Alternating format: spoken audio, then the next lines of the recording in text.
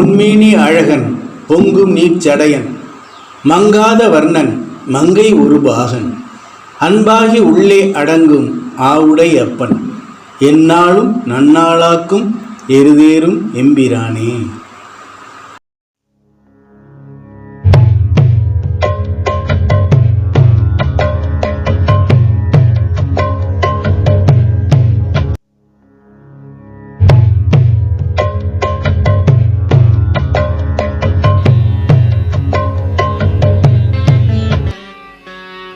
மலர் தூவி மகிழ்வோம் மனங்கொண்டு ஈசனை, புறந்தள்ளி வெல்வோம் நிலையில்லா வாழ்வினை, அறங்கொண்டு வாழ்வோம் அகலாது அன்பினில், நிஜம் கண்டு களிப்போம் நித்திய சிவஜோதியில்.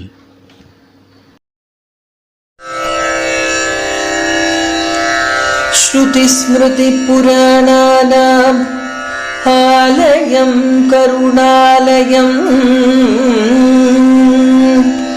நமாமி பகவத்பாதம் சங்கரம் லோகசங்கரம்.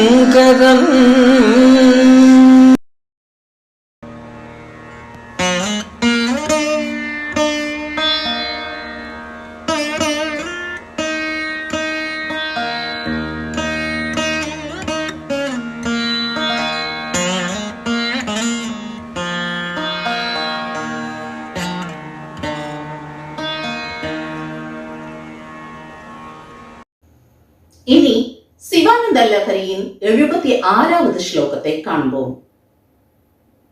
பக்திர் மகேஷ பத புஷ்கரமாவசந்தி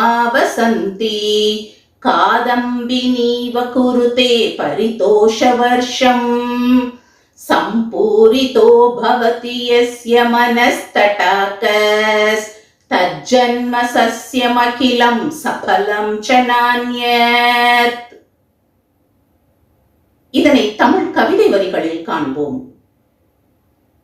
சிவபக்தி எனும் அழிமேகம் மனக்குளத்தை நிரப்பும் பேரின்ப பயிர் பெருகி பெருவிளைச்சல் மிகும் கொண்ட பிறவி உயிர் பழுதாக தழைக்கும் அண்டி சிவன் திருவடிகள் சென்றடைதல் தகும் நன்று இதை கண்டு உணர்வார் கொண்ட பிணியாவும் களைவார் அன்பென்னும் சிவத்தை அடைந்தே புண்ணியம் யாவும் பெறுவார்.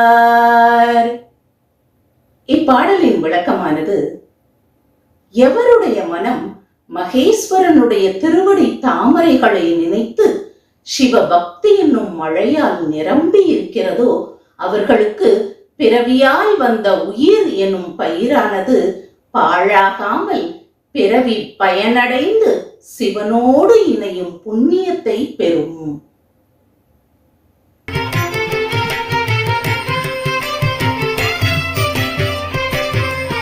நமஸ்காரம்.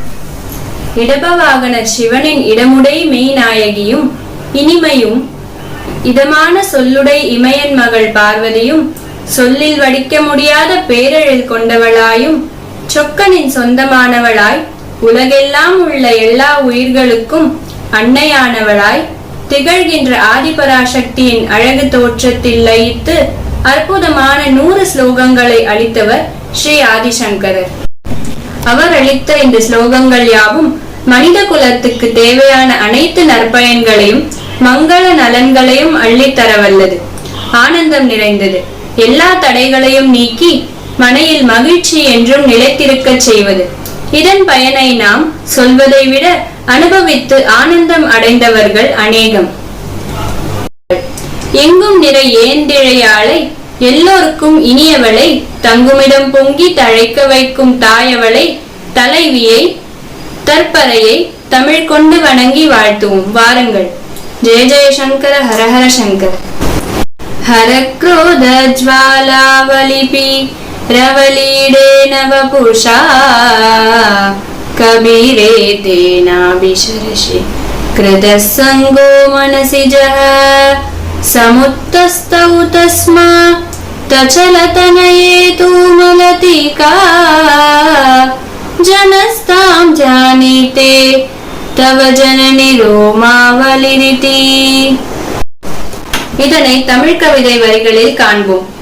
முக்கண்ணன் எரியனல் கருகி மதன் புகுந்தான் உன் ஆழ்நாபியில், அப்புறம் எழு புகை உதித்து சிலிர்த்தெழுந்த வரிகேச்சரங்கள், அற்புதம் என எண்ணி மகிழும் அடியார் மனங்கள், எப்புறம் காணினும் உன் அழியா புகழ் சித்திரங்களே. அன்னையே, பரமசிவனுடைய கோபத்தினால் அவரது நெற்றிக்கண்ணால் எரிக்கப்பட்ட மன்மதன் அந்த நெருப்பின் வெப்பம் தாழ முடியாமல் அதிலிருந்து விடுபடுவதற்காக குளுமையான தடாகம் போன்ற உனது நாபியில் குதித்தான். தடாகத்தில் நெருப்புடன் குதித்ததால் உண்டான புகையை உன் நாபியை எழும் வரிசை மிகு உன் மயிர்கால்களால் காட்சி காண்கின்றனர் உன் பக்தர்கள்.